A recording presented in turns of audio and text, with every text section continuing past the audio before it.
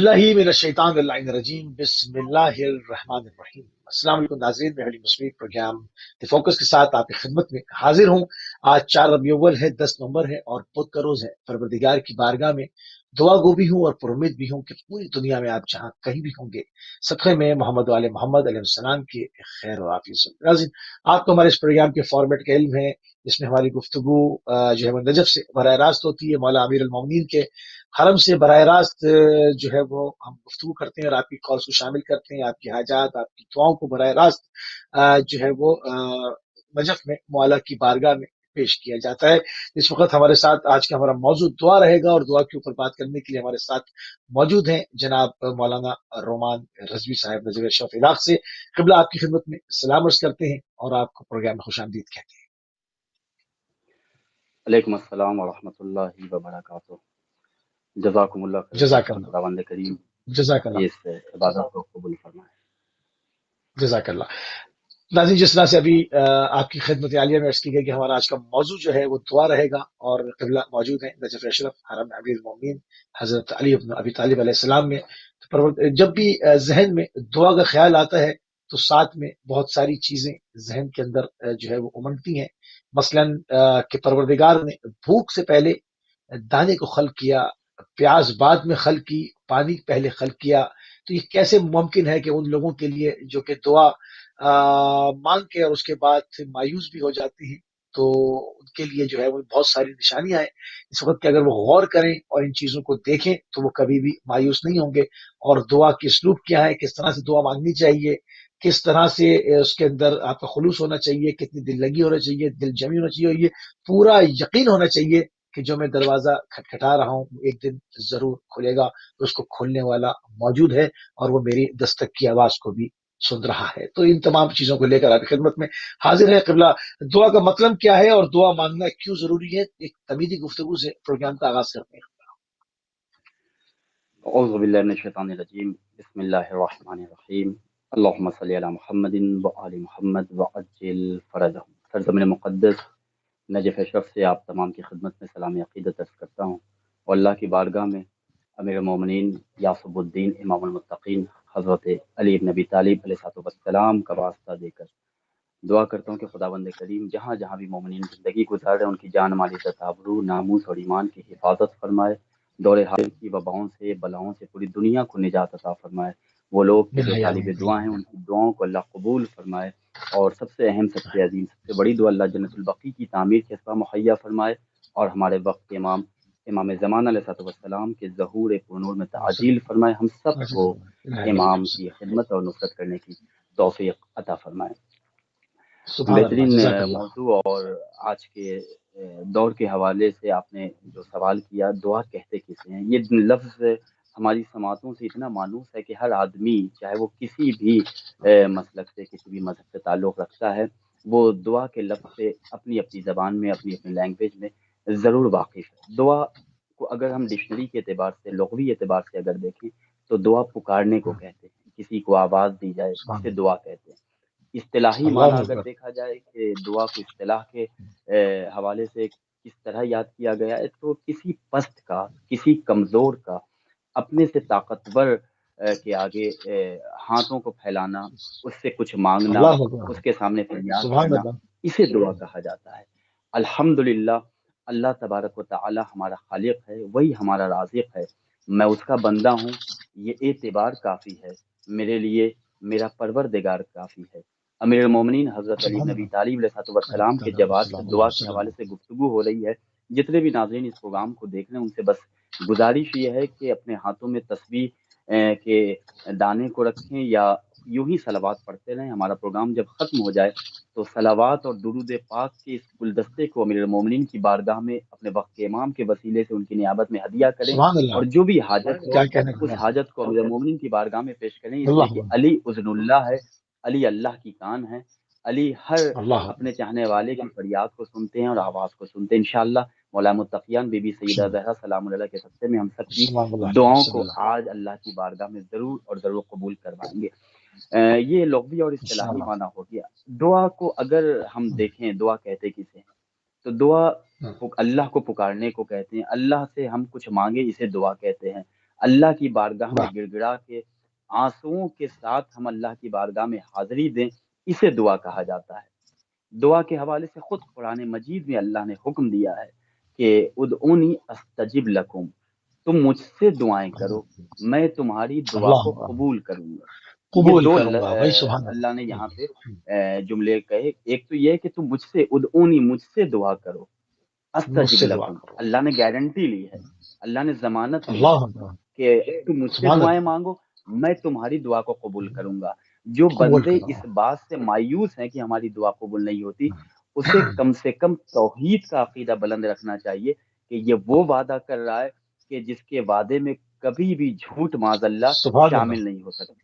یہ وہ وعدہ کر رہا ہے کہ جو کائنات میں سب سے زیادہ ہر شے پر قدرت رکھتا ہے، خود اس نے اپنی قدرت قدرت رکھتا کاملہ کا ہے، اعلان کیا، ان اللہ علی کل شیء قدیر، میں ہر چیز پر قدیر، واہ قدرت سبحان رکھتا ہوں۔ اللہ، تو اللہ نے واہ، کہا کہ مجھ سے دعائیں کرو، میں تمہاری دعا کو قبول کروں گا۔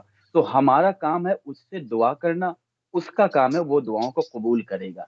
اب قبول کرے گا، اللہ نے جیسے ہی اس آیت کو رکھی، رسول خدا حضرت محمد مصطفیٰ صلی اللہ علیہ وآلہ وسلم نے صلی اس اللہ آیت علیہ کے ذیل میں وسلم، آپ کا بڑا پیارا سا یہ قول، بڑی خوبصورت سی حدیث ہے کہ الدعاء سلاح المومن، دعا مومن کا اسلحہ مومن کا ہے، ہتھیار ہے، ویپن آف مومن سبحان اللہ، دعا ہے۔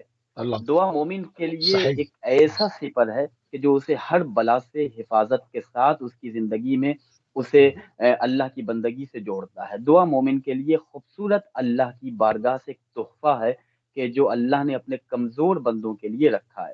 اب امیر المومنین حضرت علی بن ابی طالب علیہ السلام کی بارگاہ میں چلتے ہیں، مولا سے توسل کرتے ہیں، مولا سے پوچھتے ہیں، مولا آپ کی نگاہ میں دعا کہتے کسے ہیں؟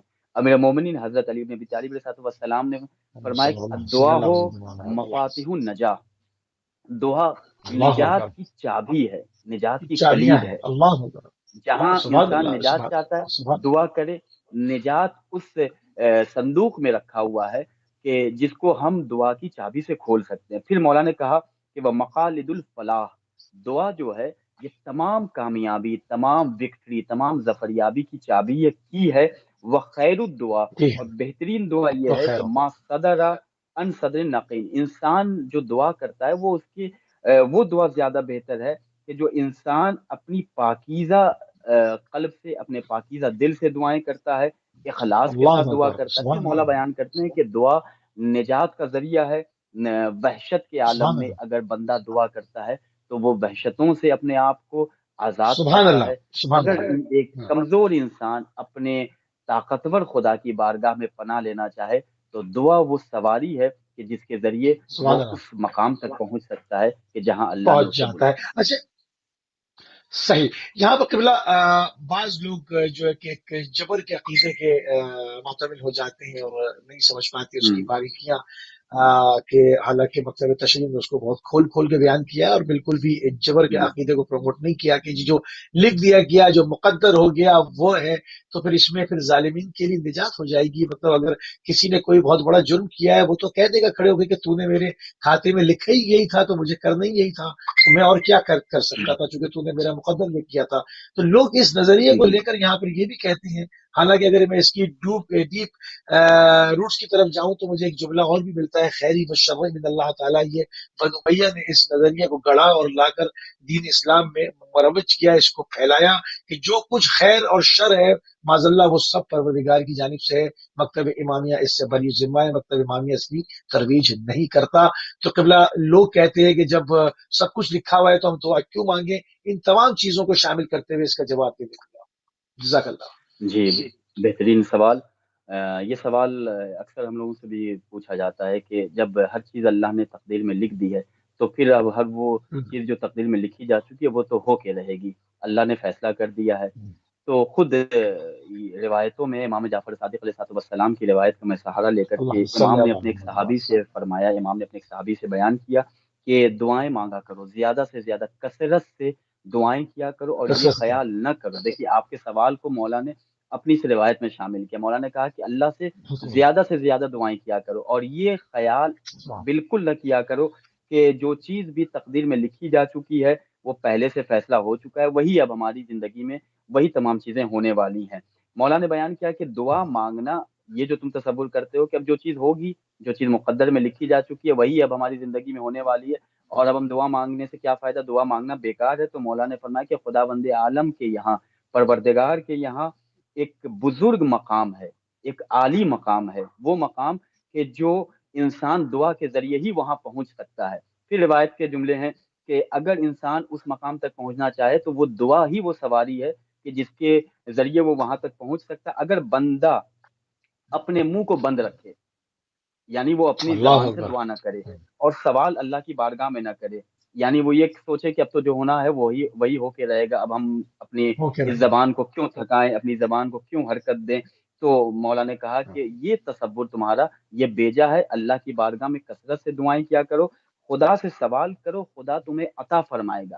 ہو سکتا ہے کہ اللہ اکبر. تمہاری زندگی میں، تمہارے مقدر میں یہی اللہ نے لکھ دیا ہے کہ جب تم دعاؤں کو اپنے ہاتھوں کو دعاؤں کے لیے اٹھاؤ گے تبھی تمہاری دعا قبول ہوگی۔ لہٰذا اس قبول ہوگی. واہ عقیدے کے سبحان ساتھ بھی اللہ. اللہ کی بارگاہ میں دعائیں کیا کرو، اور زیادہ سے زیادہ، کبھی کبھی ایسا ہوتا ہے کہ ہم ایک ہی چیز کے لیے بہت بہت عرصے تک دعائیں کرتے ہیں اور دعا قبول نہیں ہوتی۔ مولانا نے کہا کہ زیادہ اگر کسی ایک دروازے پہ انسان نوک کرے تو آخر میں صاحب خانہ نہ چاہتے ہوئے بھی دروازے کو وہ کھول دیتا ہے کہ کوئی کھول آیا دیتا. ہے۔ لہذا واہ. اللہ کی بارگاہ میں کثرت سے دعا کیا کرو، اللہ کے دروازے کو کھٹکھٹاؤ تاکہ اللہ تمہاری دعاؤں کو سنے اور دعا کو قبول کرے۔ یہ تصور، یہ عقیدہ، یہ فکر، یہ خیال کہ ہم پہلے سے ہماری تقدیر میں لکھی جا چکی ہیں چیزیں، اب دعا کرنے سے کیا فائدہ، یہ باطل عقیدہ ہے۔ ہو سکتا ہے کہ تمہارے ہاتھوں کو اٹھانے کے بعد ہی اللہ تمہاری دعا کو قبول کرے گا۔ اس کو مطلب بہت ہی خوبصورت بات ہے نا. تو یہ سوچو کہ تمہارا یہی لکھا ہوا ہے کہ تم دعا مانگو گے تو وہ قبول کرے گا. اس اینگل سے ہم قبول نہیں ہوگی۔ سوچتے. امام نے بہت ہی کلام الامام، امام الکلام ہے. اس کا تو کوئی سبحان اللہ۔ جواب ہے ہی نہیں. سبحان اللہ. جس طرح سے امام نے اس کو ڈسکرائب کیا ہمارے ہوں، نوجوانوں کے لیے. قبلہ تھوڑا سا اور اس کو کھولتے ہیں. عموماً لوگ وقت کے حساب سے کنفیوز رہتے ہیں، اور کہا جاتا ہے کہ بعض وقت ایسے ہیں جس میں آسمانوں کے دروازے کھول دیے جاتے ہیں. ہوں، وہ گھڑیاں، وہ ساعتیں مستجاب الدعوات ہوتی ہیں. اس وقت منہ سے جو نکلتا ہے وہ پورا ہو جاتا ہے. تو عموماً اچھا ہی بولنے کا حکم دیا جاتا ہے. بچپن سے بچوں کو سکھایا جاتا ہے کہ منہ سے غلط بات نہ نکالیں. بعض دفعہ جو کہا جاتا ہے پورا ہوتا ہے تو انسان پچھتاتا ہے، کاش میں اس وقت کوئی اچھا کلام کر لیتا، کوئی اچھی چیز طلب کر لیتا. اور وہ اس وقت جی جی جو ہے وہ گھڑیاں ایسی ہوتی ہیں. یہ کون سے وقت ہوتے ہیں، یہ کیا اوقات ہیں جی کہ جس وقت جو ہے وہ آسمانوں کے دروازے کھل جاتے ہیں انسان کے لیے؟ جی۔ یہ بھی سوال اپنی جگہ محکم ہے۔ روایتوں کے سہارے سے میں آپ کی خدمت میں عرض کر رہا ہوں، معصومین علیہ السلام کی روایتیں اس حوالے سے وارد ہیں۔ الحمدللہ ہمیں اللہ کا شکر ادا کرنا چاہیے کہ زندگی کے کسی ڈپارٹمنٹ اللہ میں محمد والے محمد علیہ السلام نے ہمیں تنہا نہیں رکھا اللہ ہے، صلی ہر اللہ جگہ بے انہوں نے شک. ہماری رہنمائی کی۔ یہ ہماری کوتاہی ہے، یہ ہماری بدنصیبی ہے کہ علی جیسا امام المتقین اللہ ہم رکھتے ہوئے ہم مشکلوں سے گھبرا اللہ جاتے ہیں۔ یہ ہماری بدنصیبی ہے اللہ کہ امام زمانہ علیہ اے الصلوۃ اللہ والسلام کی علیہ السلام. امامت میں ہم زندگی گزار رہے ہیں اور ہم شکوہ کرتے ہیں۔ یہ ہماری بدنصیبی ہے کہ سیدہ صدیقہ طاہرہ انسیہ ہورا حضرت فاطمۃ الزہرا سلام اللہ علیہا جیسی شہزادی اور سیدہ ہمارے پاس ہیں، ان کی موجودگی میں، ان کے وجود بابرکت، ان کے وجود پر نور سے ہمیں استفادہ کرنا چاہیے، ان سے توسل کرنا چاہیے، ان کی جو ہم اللہ کی بارگاہ میں ان کا واسطہ دے کر دعا کریں۔ ان تمام لوگوں، ان شخصیتوں کے باوجود اگر ہم شکوہ اور مایوس ہو جاتے ہیں، یہ ہماری بدنصیبی ہے۔ روایتوں میں آیا ہے کہ دعا کرنے کے جو بہترین اوقات ہیں، اگر ہماری دعا قبول نہیں ہو رہی ہے تو ان چیزوں کو آپ اپنی ڈائری میں لکھیں اور اسے بغور دوسروں تک بھی ان پیغام کو پہنچائیں، تاکہ خود امام محمد باقر علیہ السلام ارشاد فرماتے ہیں کہ ہماری تعلیمات کو، اللہ نیکی صلی کو اللہ پھیلانا، اللہ. نیکی کو شیئر کرنا، جو شخص بھی نیکی کو شیئر کرتا ہے، قرآن و اہل بیت کی تعلیمات کو عام کرتا ہے، تو اس کے حق میں زمین و آسمان کے درمیان جتنی بھی چیزیں ہیں وہ اس کے حق میں استغفار کرتی ہیں۔ تو ایک چھوٹا سا کام ہم استغفار. کر کے بڑے اجر و ثواب کے حقدار بن سکتے ہیں۔ سوال آپ نے آغا بھائی یہ کیا کہ بہترین وقت کیا ہے دعا کے لیے، روایتوں میں آیا وقت ہے کہ کیا ہے؟ شب جمعہ جی ہاں. اور روز جمعہ یہ دعا کے لیے بہترین وقت ہے۔ شب جمعہ سبحان کے اللہ. لیے امام معصوم بیان کرتے ہیں کہ اللہ سے ایک ہفتے تک دعا قبول نہیں ہوتی، اللہ اس کو اپنی بارگاہ میں محفوظ رکھتا ہے تاکہ جب شب جمعہ آئے گی تب میں اس کی دعا کو قبول کروں گا۔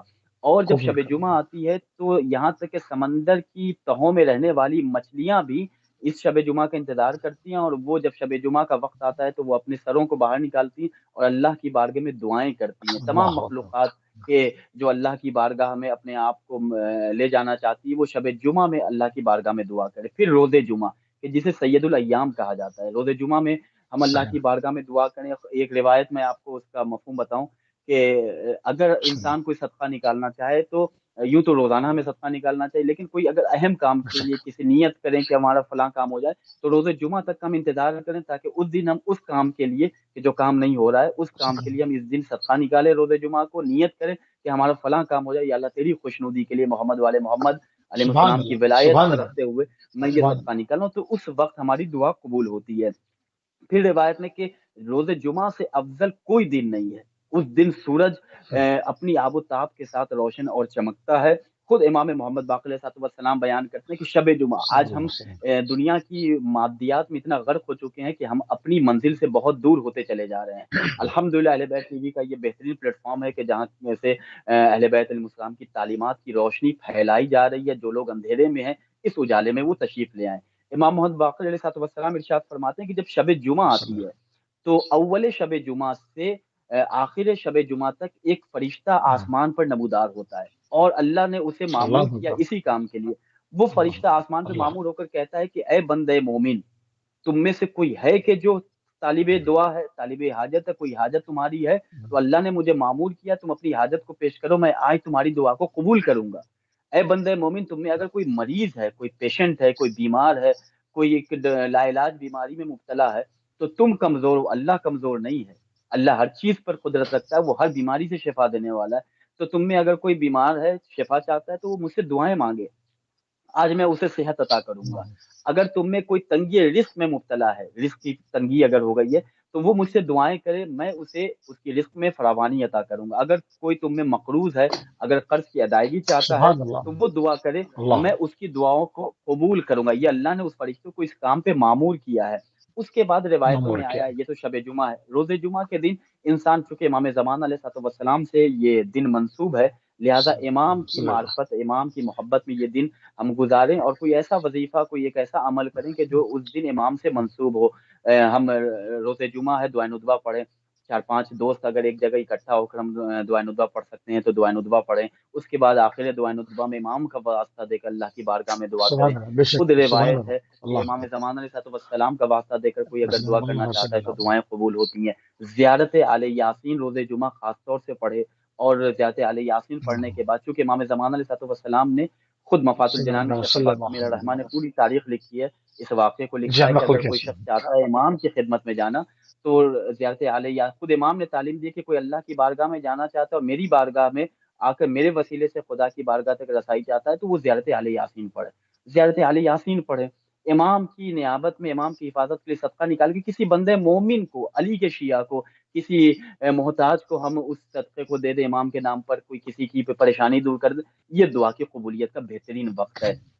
پھر روایت میں ہے کہ بدھ کے دن، سبحان ویڈنسڈے کے اللہ. دن، بدھ کے دن. ظہر اور عصر، بٹوین ظہر اینڈ عصر، ظہر اور عصر کے درمیان ہم اگر دعا کریں گے تو یہ دعا کی قبولیت کا بہترین وقت ہے۔ چونکہ جنگ خندق کی بدھ تاریخ کے ہے روز. کہ صحیح. جنگ خندق کی فتح کے وقت رسول خدا نے اسی وقت دعا کی تھی فتح کے لیے، تو اللہ اللہ نے اکبر. اس دعا کو قبول کیا تھا، لہذا یہ وقت ہمارے روز جمعہ عصر کے بعد، مغرب سے تھوڑی دیر پہلے، اس لیے کہ یہ وہ وقت ہے کہ سبحان جس پر اللہ. سیدہ سبحان فاطمہ اللہ. زہرا سلام اللہ علیہ دعا کے لیے صلی ہاتھ اللہ علیہ اٹھاتی تھی، وسلم. اور انہوں نے پیغام دیا ہے کہ اس وقت دعائیں کیا کرو، یہ تمہارے لیے دعا کی قبولیت کا وقت ہے۔ پھر پیغمبر سبحان اسلام کی اللہ. حدیث ہے کہ نماز عشاء کے اللہ بعد، صلی ہم لوگ اللہ. روزانہ مغرب عشاء کی نماز پڑھتے ہیں، نماز عشاء کے بعد ہم اللہ کی بارگاہ میں دعا کریں، یہ بہترین وقت ہے دعا کی قبولیت کے لیے۔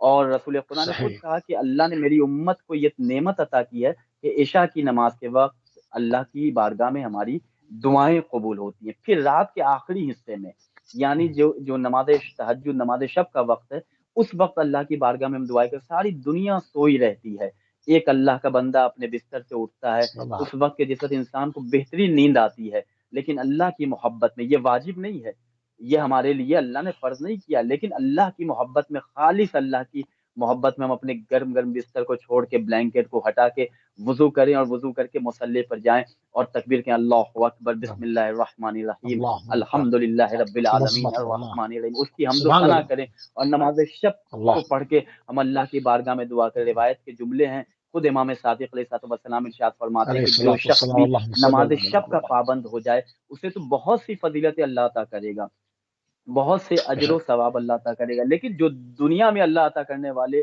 اجر کو امام نے ذکر کیا کہ ایک تو یہ کہ اس کا چہرہ منور ہو جاتا ہے، نورانی ہو جاتا ہے، اور اس کے رزق میں فراوانی ہوتی ہے۔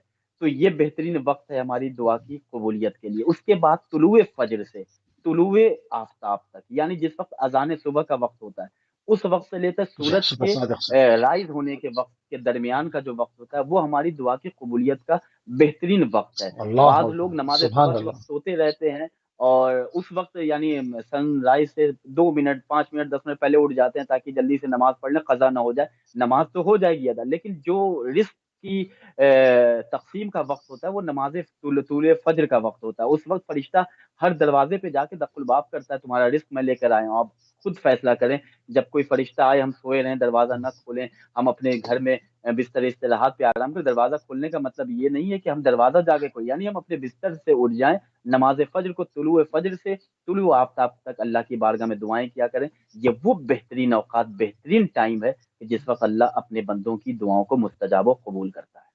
اور بھی بہت سے وقت سبحان ہے، اللہ۔ انشاءاللہ پھر دعا کسی جی پروگرام میں ہاں، ڈسکس کریں گے۔ انشاءاللہ دعاؤں کی جو ہے وہ اوقات کی بات ہو گئی۔ اس وقت ہمارے پاس تقریباً 3 منٹ قبلہ جو ہے وہ ہمارے دامن وقت میں مزید اور ہیں۔ اس کے بعد لندن میں اس کے مضافات میں اذان کا وقت ہو جائے گا۔ تو ہم ایک چھوٹے سے بریک کے اوپر جائیں گے۔ ایک سوال اور کرتا ہوں، اس کو بیچ میں ہم روکنا پڑے گا کہ یہ تو دعاؤں کی قبولیت کے جو اوقات ہیں، جو اس کے وقت ہیں، ان کی اس کے اوپر بات ہو رہی تھی، اور یہ بھی یقیناً راز الہی ہیں۔ اگر اہل بیت علیہ السلام ان رازوں پہ سے پردہ نہ اٹھاتے تو یہ راز ہی رہ جاتے، اور انسانوں کو پتہ نہ چلتا کہ کس وقت پروردگار کی بارگاہ میں ہاتھ اٹھانے اور کس وقت نہیں۔ اس کے مزید اسلوب کیا ہیں اس کے اوپر بات کریں گے۔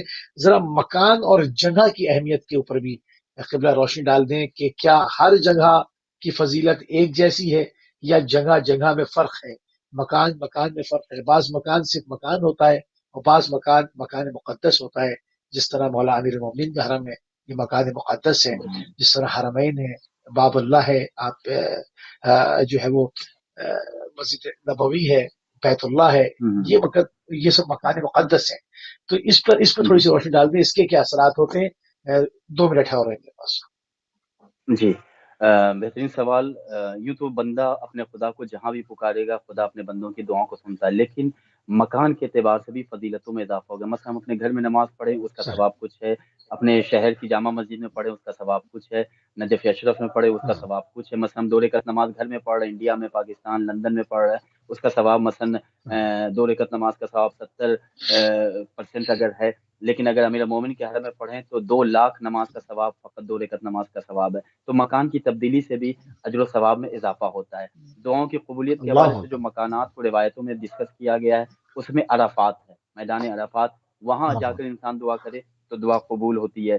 اس کے بعد پھر روایتوں میں آیا ہے کہ انسان حرم الہی، خانہ کعبہ، وہاں دعا کرے تو وہاں انسان کی دعا مستجاب ہوتی ہے۔ خانہ خدا یعنی ہم اپنے محلے میں جہاں بھی ہم زندگی گزاریں، مسجد اللہ کی بنی ہوئی ہے، ہم مسجد میں دعا کریں گے تو دعا ضرور قبول ہوگی۔ اور بہترین یعنی ائمہ معصومین علیہ السلام کے حرم جو ہیں وہاں انسان دعا کرے گا تو دعا قبول ہوگی۔ لیکن خاص طور سے روایتوں میں آیا ہے کہ امام حسین علیہ السلام کی قبر مطہر پہ اگر کوئی دعا کرتا ہے تو وہ دعا کبھی رد نہیں ہوتی ہے۔ لہٰذا رد نہیں روایتوں میں ہوتی۔ انشاءاللہ بریک کے بعد سبحان میں اللہ، پھر اسے مفصل ڈسکس کروں گا کہ قبر امام حسین پہ جا کر سبحان دعا اللہ، کرنے کی تاکید کیوں کی گئی کیا ہے، فضیلت ہے۔ اللہ نے السلام امام حسین علیکم کو کیوں فضیلت عطا کی۔ السلام علیکم من اجابات فی تحت القبہ۔ اللہ اکبر، جی، اللہ اکبر۔ اس کے تو اوپر ضرور جو ہے وہ وہ بات کریں گے اوقات تو کہ زمان تحت و قبہ مکان ہے اور کہ جہاں دعائیں قبول ہوگی۔ جی ہاں، یعنی حرم کی اور جگہوں پر اس میں بھی کچھ پوائنٹس ہیں، اور جی تحت قبہ کی فضیلت، اس کے اوپر بھی ناظرین جو ہے جی وہ جی بھی ایک مختصر سی بریک کے اوپر جا رہے ہیں، اور بریک سے واپس آتے ہیں تو جہاں پہ ہم نے گفتگو روکا ہے وہیں سے ہم کنٹینیو کریں گے کہ تحت قبہ کے نیچے جو دعا ہے اس کے کرنے کی کیا فضیلت ہے۔ لیتے ہیں مختصر سی بریک۔